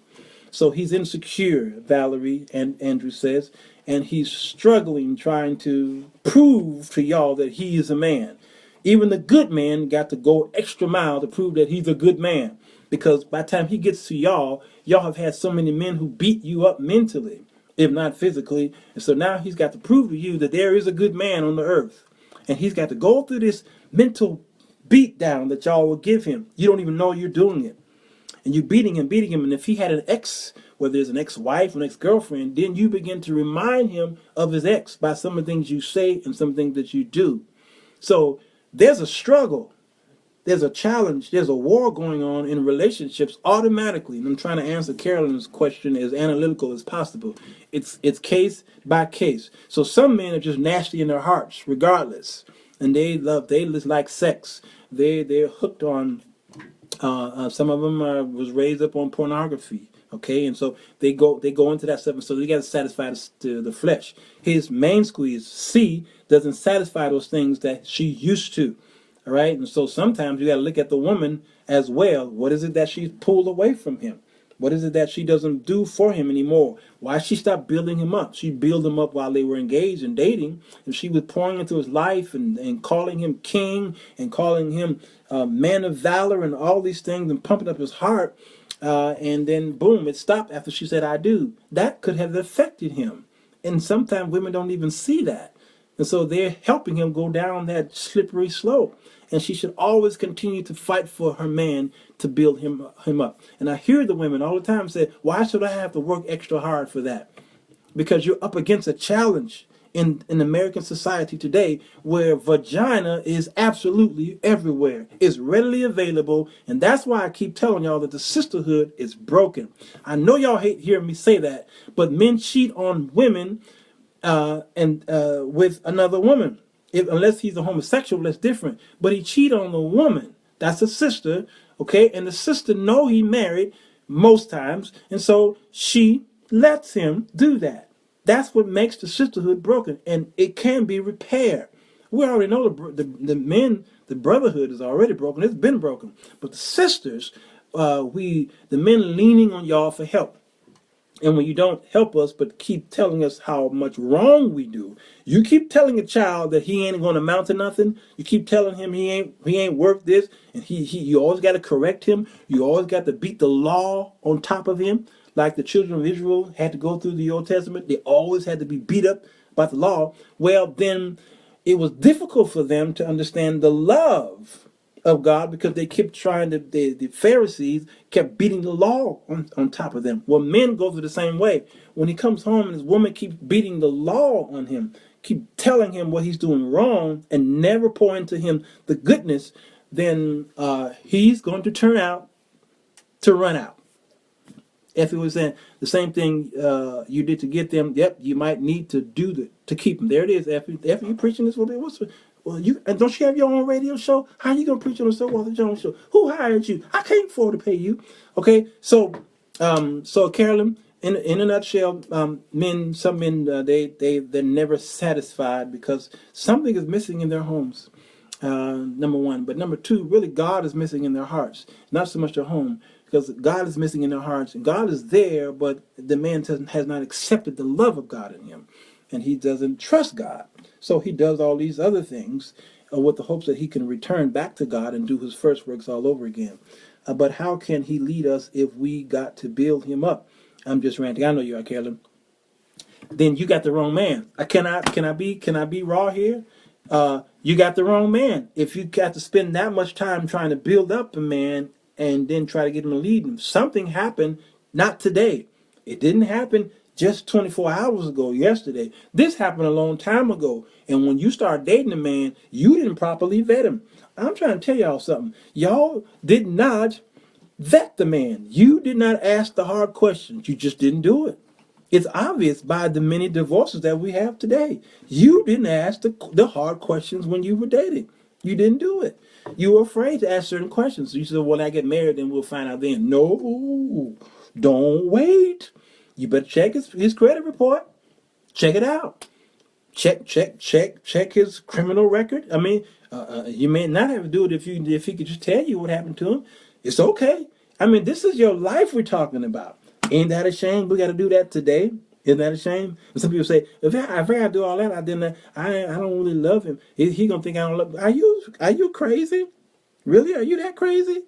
You better check up on these guys. Check his credit report. You check his criminal records. I've told all my stuff. I told my criminal records. I've told everything about as much as I can about you. So then, if you decide to come over on my side still, after I told you these things happened to me back in the past, and you still want to spend that time with me, okay, then come on over. Okay, I'll try and act right. But if I revert back to that, now, am I the fault for it, or are you the fault for it, or are we both the fault for it? Okay, I don't know. Maybe y'all can answer that, because the person who commits the crime or the sin, of course, I'm responsible for it if I did it. But the people who come over on my side, knowing that this person is continue going back to recidivism, you put yourself into that. Okay, so you got to just be careful. All right, I'm a very private man. Even though I'm very transparent on social media, there's a private life about me that I just don't. Y'all don't need to know that stuff. You just don't know, because it's none of your business, Jacqueline. I'm just trying to tell y'all that the questions were not answered and the signs were ignored. Yep, there it is, Valerie. Yeah. They didn't ask the question. Actually, you didn't ask the right question. And if it wasn't answered, walk away. I would not be talking about well, I'll get the answer when I'm married. No, I wouldn't trust that. Dating is the time to ask all questions. Yes, Effie. Ask for the original birth certificate. Yes. There it is. Family history. Make sure you're not related. There it is. Oh my God. I can't tell you how many people married their cousins. Papa could have been a Rolling Stone instead of going into the relationship. Yes. 2 Corinthians 7:14. Tony Young. That's good stuff right there. You got to do it. You really got to do it. Trust me. There are people who think they know you. And I'm going to talk to the brothers. Brothers, are you listening? I need you to know something here. All right? I'm going to be very transparent in this by saying this. There are people who don't trust you. Because you have a penis and you have proclaimed that you are a man, the women automatically don't trust you. Just hear what I say. They don't trust you. Trust me, I'm 50 now, and I can't count how many people who told me they don't trust me because I'm a man, and they run away from me if I come up to them and shake their hands, whether it's in a social setting or at church. They don't trust me. They don't even know my story. And then the ones who do know my story, they're nervous because they think that's the same guy that I was, the woman man. Okay, the man who had to have girl A, girl B, girl C. You see, because I didn't feel that I was loved. You see. Again, you have to go back to the root of the problem, not the problem. Go back to the root of it. And that's why black people don't even know you don't know how to sow. You don't know how to plant nothing.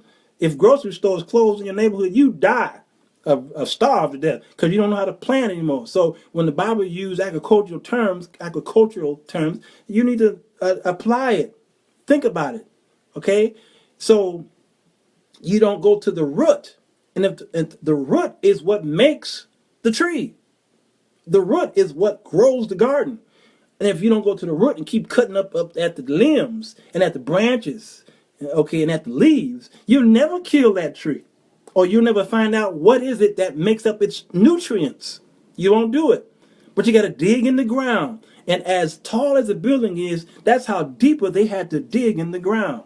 If that makes any sense to y'all. So you got to dig in the ground up in here and find out the root of the problem so that I can help. You can't build up nothing if you can go down to the root and try to fix up the foundation. All right, you got to break up the foundation, try to figure out what happened here so that I can figure out what I can do up here. All right, so men, I'm talking to you. Don't worry. Don't worry. You just get yourself right with the Lord. Go back, do your first works all over again. Return to your first love. And ask God, what is it I can do to help clean up clean up myself, because there are women out there, they don't trust you. I can't tell you how many times I get people tell me all the time, everything that has been said, I can almost guarantee you 90% of the stuff that has been said about me has been told to me by people out there. They tell me stuff all the time. Walter, we were in this area over here and they were talking about you. And I say, yeah, I know. The Lord shows me that, sometimes women can try to be slick because they use terms. And I know what it is. I have the gift of discerning, and I can discern when a woman use a word or a phrase, and I know exactly what that means. And even if I ask them, why did you say that? And y'all will say something, I know that ain't right. That's not true. You said that for a reason, because women are very cunning. They strategize things out. Doesn't necessarily always mean negative, but they strategize because they really want peace. Okay? Ladies, tell me if I'm wrong. Women use terms and they do things to strategize because they really want peace. And they really want a good man in their lives. They want the American dream. They want the white picket fence. They want mom's apple pie. They want the house, 2-car garage, and the kids. Okay? They want the dream. So if it looks like they're using terms and doing things, they're not necessarily manipulating you men, although it may appear that way, but they're trying to get to the root of the problem so that they can get peace and with you and what have you, all right? So I know when that's happening, and so if I don't get the answer, I just wait till another proper time comes up. But I know, and I know what people are saying even about me, because the Lord shows it to me. And then people come to me and say, yeah, they're saying this about you, and I ignore it. Because, number one, I know the truth. I know the truth. God knows the truth. At least we two know. Sometimes a third person knows the truth too, depending on if I was interacting with someone. But guaranteed, 2 people know the truth. Okay, so I'm not worried. People of my stature are always looked to as a man who's got women in town and he's hiding women outside of town. He's got women hiding in the closet. And when he goes to New York, he got a women over there. I get that a lot. I ignore it. It means nothing to me because again, I know who I am. So I just ignore them and I move on to what's better for all of us. I teach the Word of God. I give these social shows the way I do. And if you want to get to know me, then get to know me without being sneaky. And that's one thing men don't like about some women, is they try to be sneaky. And he knows she's being sneaky, and what happens is he's gone. He once he figures that out, he's out. And a lot of times he never returns. He's not coming back. If he says yes, it takes work and may be painful to dig deep. Yeah, that's it. Murray said the problem is just a symptom of the root. There it is. The problem is a symptom of the root. That's good. Tony says ask his mama. That's true, Tony.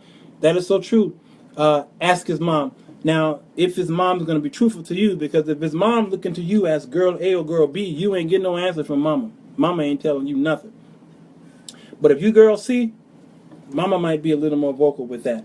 Valerie, but if you're not a woman who knows how to till the land, will never get to the root, because they don't have the answer to their own problem. There it is, to nurture him back to this. Valerie, you preaching.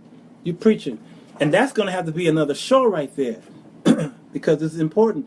I do want to do the show where we talk about the men that the women desire. I like to do that show, and I like for you guys, Valerie, especially you, and who else was that kept giving us an amazing effort. You just, you get on my nerves. You just rock our world.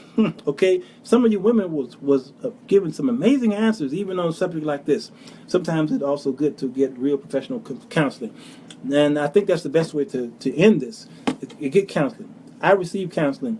It took me how many years? 45 years to receive professional counseling, because I thought I can only get it from my pastor. My pastor ain't go to school for no counseling. The Lord called him to preach, but that don't mean he was the best counseling for me for my situation. It just ain't happening, because many of your pastors are digging scriptures and they think that's all they need to help you with some of the psychological, maybe sociological, physiological, and all this other stuff. You need a man who got some degrees on his wall, who spent many years in college. who can sit you and go back in time. See, your pastors, not all pastors, okay? I'm not killing all pastors, but many of them, okay, let me say many of them, they're always going to talk about the spiritual aspect, and that's all they know. That's all they know. And then you go home, and that's it for you. Monday through Saturday, you ain't even thinking about the spiritual aspect because you're still struggling with the physical and physiological at home Monday through Saturday. And you only get the spiritual on Sunday. So you need to talk to somebody who deals specifically on the physical. Jesus himself says, it is not those who are well, that seek a physician. It is those who are sick, is what he said. So he said, if you're sick, go to the doctor.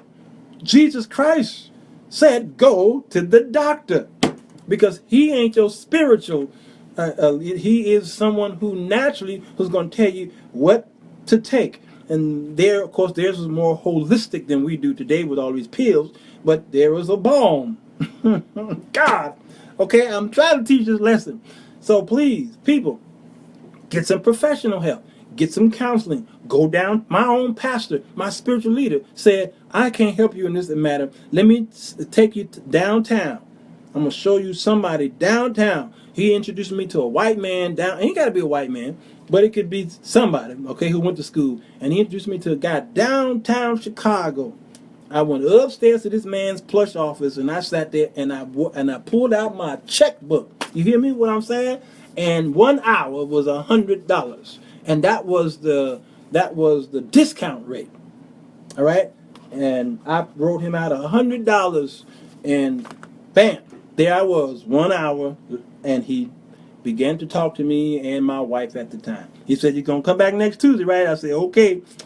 Matter of fact, came back with that checkbook, $100. Okay, sat down for session number 2, and he began to pour into me what I needed. All right, now that helped me more than all the revivals that I had attended 5 years prior combined. Okay, because that's all that other stuff was for my spirituality. But there's some things I need to hear in the natural. Scripture even tell us it's not first natural, then spirit. Okay, yeah. Thanks for the great teaching. I got to get back to books. All right, Carolyn, love you, girl. Thank you. We can ramble on over here, Carolyn. Okay, so I hope that helps some of you. Jackie. Who is it? Jackie says, we women with sons need to know how to feed them so they will grow up. Oh, I don't even have to read the rest of that because I know where you're going with that, Jacqueline. Leonda says, your pastor did the right thing to refer you. Most pastors won't do that. Excellent. Thank you, Leonda. Jackie, you're right. I think the answer lies within the women today who have especially sons. But of course, your daughters, both your children, doesn't matter what sex they are. You need to be pointing to them right now because the life you save might be my own son's because he gonna marry one of y'all's daughters. So his mental standpoint will be saved possibly by how you raise that girl. I'm trying to help y'all because I raised my son the best way I can, the best way. My son and my daughter, okay? And I have adopted now several daughters and sons. And I act like they are my own, came out of my own loins. And I teach them and I train them and I call them and I walk with them in the park and I go visit them. I don't care what school or college they're, I drive, okay, to go see them. I think it's important. No man is an island. So please, people, just understand. So recapping this, girl A, girl B, girl C. Those girls exist. They exist in your family. Some of you were girl A, B, and C, and some man has messed over your life. Now many of you have been restored, and now you're taking a new you got a new leaf on life. You're trying to figure out, okay, what's my next step? I'm talking about you single women out there. A man is coming your way. He's going to show himself strong to you, and you got to decide, okay, who is he? And most times you know who he is by the Spirit of God that works in you. And that discerning will kick in. You'll say, run from this one. This one, I'm going to give him a chance. He got some flaws. You ain't going to find him extremely perfect, no. But he got some flaws, and I can work with this one right here, all right? But I'm still walk with him, talk with him, ask him all the hard questions, get to know his family, and then take it all in after a while. I can't tell y'all how long to date. I can't tell you how long to court. There is no book that can accurately tell you how long. Somebody said 6, somebody said a year, somebody said 2 years, somebody said 3. We don't know, because every man is different, every woman is different.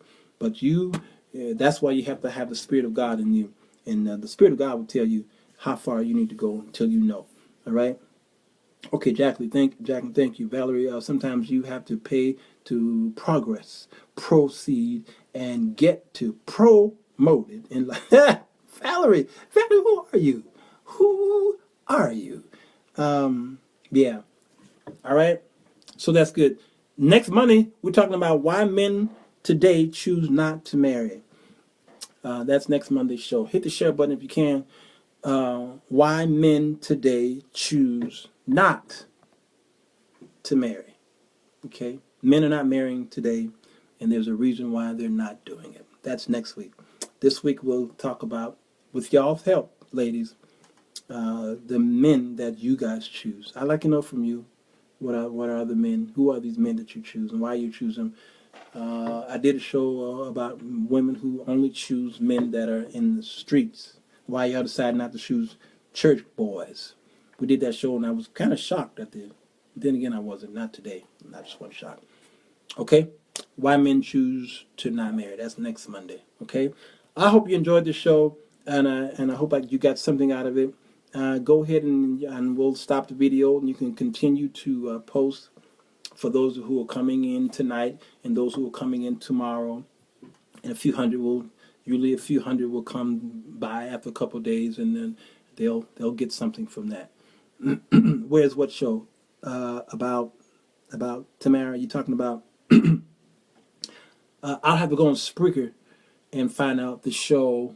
If you look on my account, you'll see all of the shows I did on relationships, and you'll see the show that talks about the women who like worldly men. I think something like that. Yeah, the women who like world, something like that. Lady Rochelle is good at finding those shows. So, Lady Rochelle, if you're still there, go ahead. Okay. Pray for your sisters. The sisterhood can be repaired if the sisters would just now try to go after the other sisters and see if they can do what they can do to lift up the sisterhood, so that they won't have to be thinking that they just need a man. There was a man who has thousands of listeners, and he does relationship posts every day. And when he put a post up, thousands hit the share button or the like button. Okay? The boy got married. Yesterday, Lady Rochelle, are you there? I think she tagged me in that. Okay? He got married. And he said as soon as he changed his relationship status, he lost 30 people. As soon as he changed, it was kind of funny, but it was sad. As soon as he changed the relationship status, 30 people deleted him. Now, what does that say? Okay, it happens. Brothers, there are a lot of women out there who just want you for, well, they know why they want you. They're not coming to you for advice or Bible teaching or what have you. They got you pegged. I look at some of the men of God who wives might have died, what have you, and them women were sitting on the front row saying, I'm next, and they were catering to the pastor. And then when pastor chose this woman, he lost 15% of his membership. Now, is that not sad? Absolutely. It's absolutely sad. Yeah, a lot of men in power have the problem. Yes, Valerie, they do. The women come along and they listen to you. Now, what they'll do is they'll go into the private Facebook groups and what have you, and they'll talk about them. Okay, and then the same ones will come on, and trust me, I have some frenemies that pop up on my Facebook Live, and they'll listen to me. And they might even say amen, and then they'll go into their little groups, and they'll say some bad things. And I know they're saying it because people tell me that they say it, and I know who they are, and I'm humble, so it doesn't really bother me. because I think we focus too much on that which bothers us instead of what builds us up. And again, I keep going around the circle. Ladies, stop worrying about the bad things men do, but try to figure out the root of why he does it, and then try to help him with that problem, the root. He sowed in ground that was not fertile, okay? It was just bad ground, and then the Dust Bowl came around in like the 1930s, and then he couldn't sow. He couldn't reap in bad ground, and so the root. Where was he sowing? What happened to him? Someone sowed into him bad seed. And the Bible says while men were asleep, the enemy came and sowed tares among the wheat. Now we've got tares and wheat trying to grow together, and they're unequally yoked. And so you got two mules that's trying to plot out the land, and they're unequal. So a man's riding a mule, and he like this. So the grass is growing here, and the grass is growing like that. That's what unequally yoked means. You got to yoke them up like that equally. Same length, same size, same diet, all that stuff, okay? And so men and women, they come together and they're not. Where did it come from? The root. The ground was bad. All right, let me go. I would have a hymn, but I ain't got one. So I'm not going to play one. I don't have one. All right, y'all. Thank you, Carolyn. I know Carolyn is gone. To Living the Christian Singles Life. Thank you for the opportunity, Carolyn. Love you. I appreciate you. Jackie Gardner, and who else was on here? Where is he? Robert. Thank you, Robert. Wisdom. Much wisdom. Jennifer, wisdom. Where Abel Lewis, man. Abel, you willing and able. Amen to you. And Tyrone, my cousin Tyrone. Okay, thank you guys over there, and all of you over here on the Facebook Live on my wall. Thank you again. Hit the share button if you can, and if you don't want to, that's fine. Hundreds going to listen in anyway, regardless if you do it or not. I'm going to say goodbye to you first. Living a single life. Okay.